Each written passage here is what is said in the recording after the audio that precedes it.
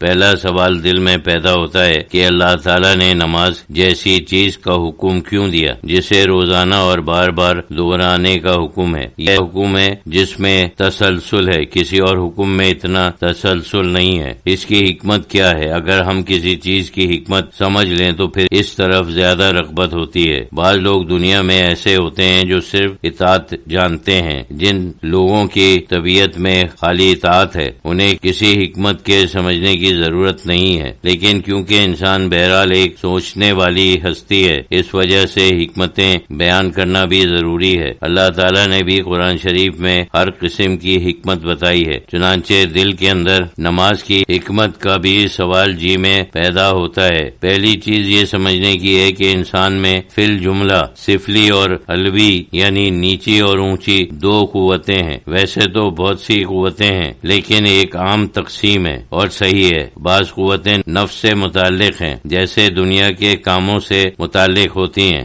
دوسری قوت علوی ایسی ہے کہ دنیا اور کائنات کے اندر جو اعلیٰ چیزیں ہیں ان چیزوں کے سمجھنے کی قوت اللہ نے عطا کی ہے، اور اپنے نفس سے بالا تر ہو کر اعلیٰ صفتیں حاصل کرنے کی قوت اللہ تعالیٰ نے دی ہے۔ اس اعلیٰ صفتوں میں بھی دو قسمیں ہیں، لیکن اس تفصیل میں ہم نہیں جا رہے ہیں۔ ایک وہ صفت ہے جو ہمارے انسانوں کے ساتھ برتاؤ کے کام میں آتی ہے، دوسری وہ صفت ہے جو خالص اللہ تعالیٰ کے ساتھ پیشگی کے ضمن میں آتی ہے۔ ان دونوں کو ہم ایک ہی چیز سمجھ رہے ہیں، مطلب یہ ہے کہ وہ اعلیٰ قوت ہے، افضل یا نچلی قوتیں جو نفس سے تعلق رکھتی ہیں، یعنی انسانی قوتیں کچھ بری چیز نہیں ہیں۔ اللہ تعالیٰ نے انہیں بہت طاقت دی ہے اور ساتھ ساتھ ان میں کشش بھی رکھی ہے۔ ان سب خطروں کی ایک رغبت انسان کے اندر پیدا کر دی ہے۔ یہ ضروری ہے تاکہ انسان اس دنیا کی ضروریات پورا کرے اور اس دنیا کی زندگی اچھی طرح بسر کر سکے۔ سب نفسانی خواہشات ضروری ہیں، انہی میں سے یہ ہے کہ انسان اچھی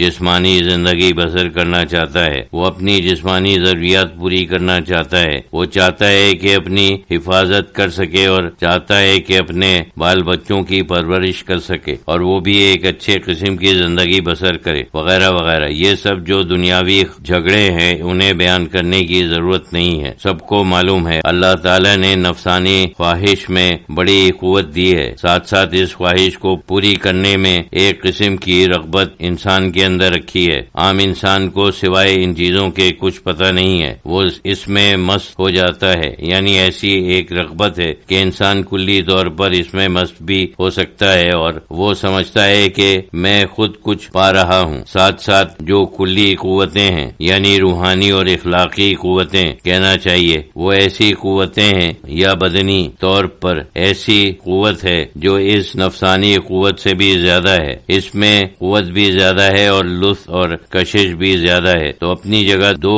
قوتیں ہیں لیکن علوی قوتوں میں کشش زیادہ ہے۔ کوئی چکھ لے تو اس میں لطف زیادہ ہے، مزہ زیادہ ہے اور قوت بھی زیادہ ہے، وہ نفسانی قوتوں کے اوپر پوری طرح سے حاوی ہو سکتی ہے۔ اللہ تعالیٰ کی مرضی یہ ہے کہ ہم دونوں کو اپنی اپنی جگہ کام کرنے میں نفسانی یا جسمانی دنیا جس میں ہم رہتے ہیں سب پرکشش ہے، سمجھنے کے لیے کہ صرف یہ نہیں ہے بلکہ ایک دوسری دنیا علوی دنیا ہے۔ کبھی کبھی اس سے بالکل کٹ کر اللہ کی طرف رجوع کرنا چاہیے۔ یہ تو سمجھو ایک یاد دلانے والی بات ہے کہ جس دنیا میں ہم ہر وقت مصروف رہتے ہیں اس کے علاوہ ایک اور دنیا، اس کی طرف بھی متوجہ ہونا چاہیے۔ اس نچلی دنیا کی کشش اور اس کی قوت اتنی ہے کہ اس بات کو یاد دلانے کی ضرورت ہے کہ ایک اور دنیا ہے اور وہ علوی دنیا جو اصل میں اللہ کے ساتھ خاص تعلق پیدا کرنے کے لیے ہے، روحانی قوت بڑھانے کے لیے اور اس روحانی قوت کو انسانی قوت کے اوپر حاوی کرنے کے لیے یہ مشق اور یہ شغل ہمیں دیا گیا ہے کہ بار بار نماز پڑھیں۔ حدیث سے معلوم ہوتا ہے کہ